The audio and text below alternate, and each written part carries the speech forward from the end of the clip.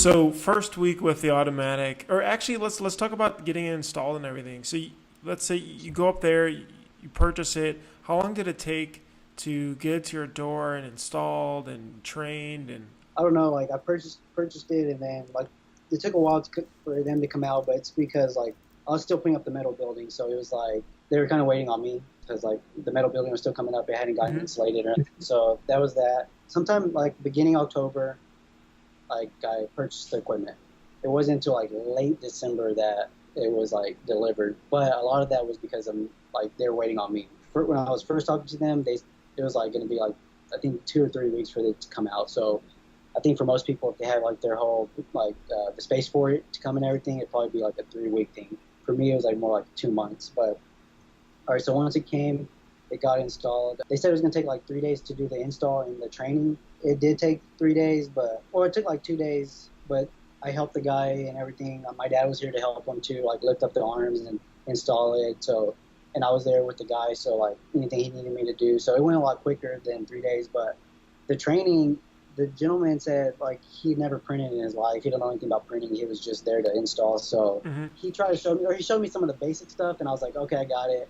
And so like we printed like one thing, and it was like so out of like it was so like out of registration that just told him I It was looked like, you know what, 3D. man? Yeah, it was bad, and I was like, you know what, man? I'm just gonna play with this over the weekend because it was like a Friday. I was like, you can Sure. take off. I'm not gonna, take his time, and we're not gonna print this together. Like I'll figure it out. Right. And I felt I had already watched like there was like an M&R video on YouTube, and I already had watched. It was like an hour long of like the training, the same training that guy gave me. So I kind of felt kind of comfortable already with like how to work the machine, Hmm.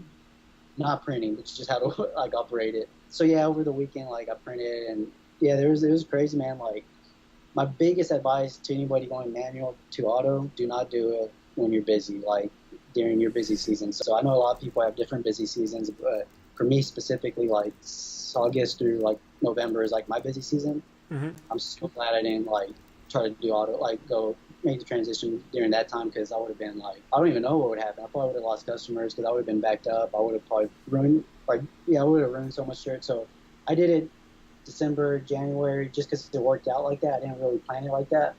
And that's like, obviously the slowest season of the year. So it worked out. I had a lot of time to play with the machine. That's a great tip. And then so the video helped a lot with setting it up and. Yeah, so when the guy came, I already knew a lot. Or no, I don't want to say like a lot, but I felt comfortable with the stuff he was telling me. And do you have a But also, tri-lock system for?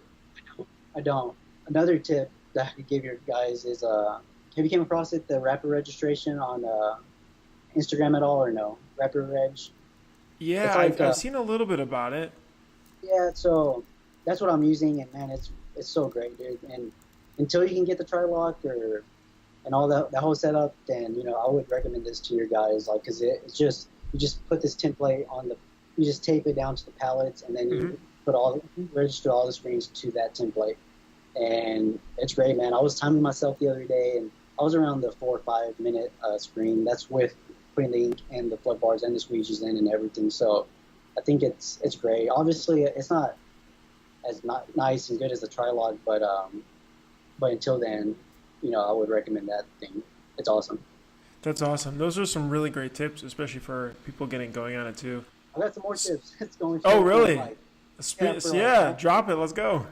the ultimate tip is ask questions to other big shops who are willing to like answer them because like they already done it. They already know what they're doing, Hmm. and just like ask questions. Like that's what I did. I asked so many questions like other shops, and they're so helpful. And one thing I would recommend like big time is I don't know if you know or your listeners get like the red blockout screens because like versus like regular screens, like they don't have like the red blockout on the sides. So that way you don't have to like tape off one side. You don't have to tape off the t-shirt side because it already has like the blockout. You just got to tape off one side. It's a Sure. big like time saver for like taking the tape off the screens.